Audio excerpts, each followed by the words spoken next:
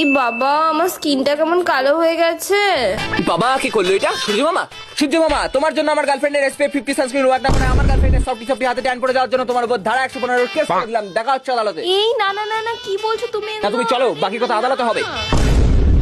পকেটে আরে তাড়াতাড়ি বার কর। এ চুপচাপ চেপে যা, নালে কিন্তু। কি করবি তুই না করলে? না হলে বেবি।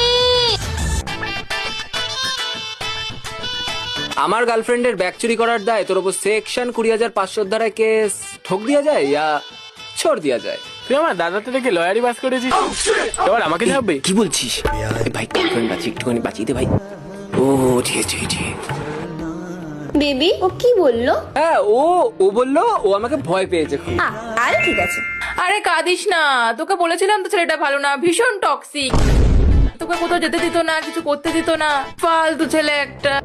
আমার অ্যাবসেন্সে আমার গার্লফ্রেন্ডের কানে বিষ ঢালার দায় তোমার উপর সেকশন 315 কেস ঠুকে দেওয়া হলো।